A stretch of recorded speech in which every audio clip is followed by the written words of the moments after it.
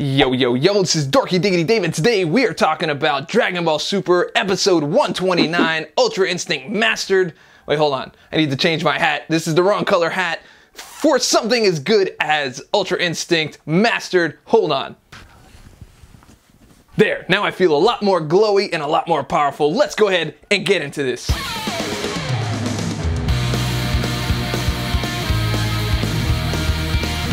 Welcome back, guys. This is something a little bit different. Normally I do movie reviews, but I've always watched Dragon Ball Z, Dragon Ball Super, all that good stuff, and I always wanted to make a review on it even when Super came out, and then I decided like, well, maybe I won't because it's ending very, very soon, so maybe not get into it, but I'm sorry. This was way too hype of an episode for me to not do a review. It's absolutely amazing. If you haven't watched it, you need to go watch it now because I'm obviously going to talk about spoilers. This is not a spoiler-free anything. Let's get into it.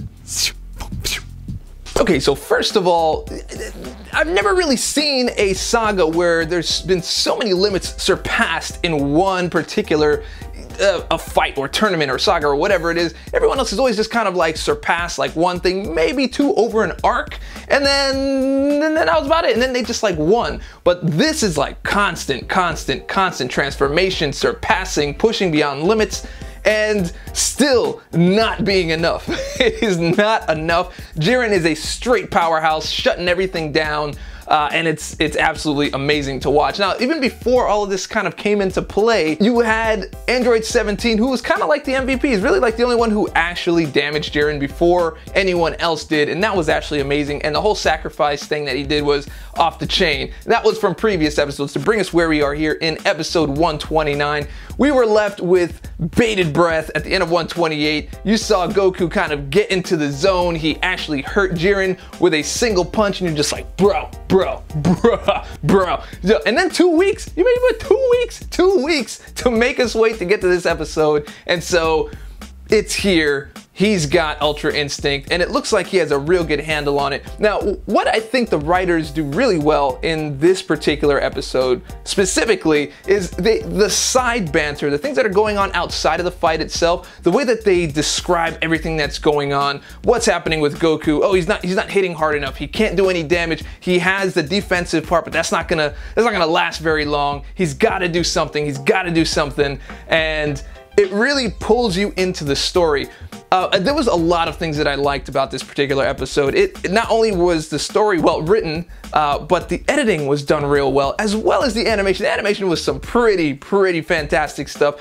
Good quality on the drawings themselves, awesome quality on the special effects, and they really kind of honed in on the power that these two have at this point. There's just like deafening silences for like a split second before like the impact hits of whatever it is that they're doing. They are, you know, you'll have Goku come in and do a straight roundhouse, and there's like a second delay just to let you know like, hey, this is kind of like the breaking the sound barrier, and then like, bah, and then it's just, it's amazing to watch. It really is. I think I'm on like the third time watching. I need to watch it some more. At this point, no matter how high Goku tunes it up and how hard he turns it up, Jiren is just right there like, okay. And then he just like, brah. Yeah. Very cool. Now there is one thing. I was disappointed with the way that Vegeta was taken out of the tournament. Like, I understand he pushed his all, he pulled every last bit of energy to try to defeat Jiren, and he did it. He sacrificed for Goku so he can see what's going on, so he can get the rest that he needed. And I mean, we all know, I mean, it's not the Vegeta show, but Vegeta is by far the most interesting character in Dragon Ball Super, my opinion only. Maybe others, but it's my opinion, because he's really just developed so well all the way to this end point, and it shines very true in this episode. Again, I was disappointed with the way he was kicked out. I do understand what they were doing, but right here, he shows why he's the man. He's right there in the sidelines, just showing up everybody, letting everybody know like, hey, look, you guys need to quiet down over there, because if you haven't noticed, I'm sorry, if you haven't noticed, do you know what a Saiyan is? Have you seen a Saiyan? Have you been watching? We've been killing this thing, surpassing every single limit we need to pass in order to get to where we are. And you think for a minute that Goku can't finish up that Ultra Instinct? You just said it's incomplete. That's what we do, baby. We're Saiyans. We complete things. He shut everybody down. And then after he shuts everybody down, he looks at Goku and he's like, hey, Kakaroto. And he gives it to him like, yo, bro, don't make me regret giving you that power. Do not make me regret all the things that I've put into you. I have given you my pride. I've given you my energy, my power. Your loss is unacceptable, bro. And you know what? That whole speech, that whole scene, that whole thing was actually very moving in terms of, like, if you're a Vegeta fan and you're just kind of like a fan of story and development overall, he's actually got pride in Goku. Instead of being jealous of Goku, it's completely different. And you can even see him smile about it. He's like almost looking down on him like, well, I am so proud of this guy right now, just watching it. And that's actually pretty awesome to watch from a Vegeta standpoint. So of course, Goku kicks it up a notch, he brings the pain, and then Jiren just kind of throws down this barrage of punches because Vegeta got into their head. He's basically like, yo, Jiren, finish this up, get this done, kick Goku out of there, get him out of here. And he goes for it, and Goku shuts it down, and he's figuring out how to bring the offensive into his Ultra Instinct, and he's doing it. And you know what? That whole scene where he's just kind of down like this, and he's trying to figure out, you know, he's blocking all the punches. And I actually really like that part of the animation, how they're just kind of standing still, but they're not. They're just moving so fast, it looks like they're still.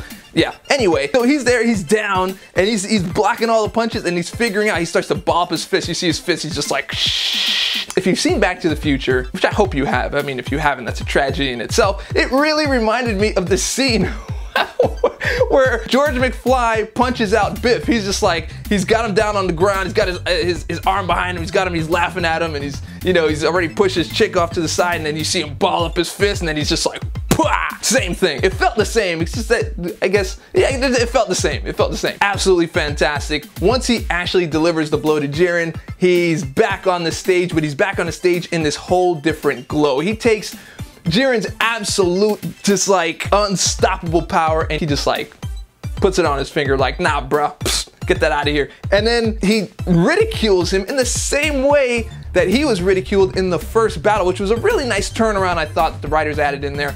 And that is just it was a masterpiece of an episode. I'm sorry, it was an absolute masterpiece of an episode. And I finally am able to see the full Ultra Instinct. After Vegeta gives his whole speech, then you start seeing the crowd worry. They're like, oh man, like, Goku can't handle it. He can't handle it. He's only able to do the defense. He can't do the offense. What if he can't? He doesn't have enough time to use instant transmission. What's he gonna do? And then at that point, this is what feeds into the engagement of what's going on and the investment in what's going on with Goku. Can he do it? Can he not? And even though you know that he can, it's Beerus who comes in and just tells everybody, hey, shut up and watch. And I love that scene, just shut up and watch. He was super calm. He knew what was happening. Whis knew what was going on. Whis was just like, bro, I feel it. And he was so excited about it, but he was excited and proud. This was actually a pretty emotional episode. I mean, I'm not like moved to tears, maybe, well, more moved to tears than I was about Princess Leia getting force powers or something, but that's a whole different thing, doesn't matter. But yes, very much moving, very awesome episode. And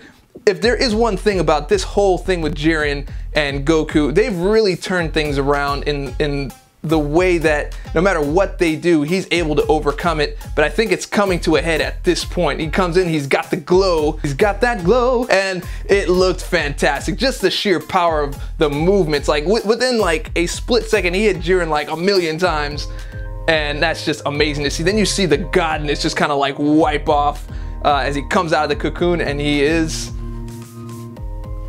mastered Ultra Instinct. Anyway, guys, a very exciting episode. What did you think? Do you watch Dragon Ball Super? I mean, I guess you do if you are watching this, but some of my other audience doesn't watch it, but I had to make a review about it. So let me know what you thought. That's all I got. Once again, this is Dorky Diggity Dave. You just watched my review for Dragon Ball Super 129. Let me know what you guys thought down in the comments below. Did you love it? Did you hate it? I can't imagine if you did. But if you did love it, what did you love about it? What was your favorite part? What do you see happening in the next episode? And what do you guys think about Frieza? Frieza is nowhere to be found anywhere. Frieza. Frieza. It's gonna do something. We all know it. Anyway, if you liked the video, go ahead and click subscribe, click like, leave a comment, share with your friends, share with your mama. All that stuff helps me out. And remember, stay dorky, and I'll catch y'all on the flip.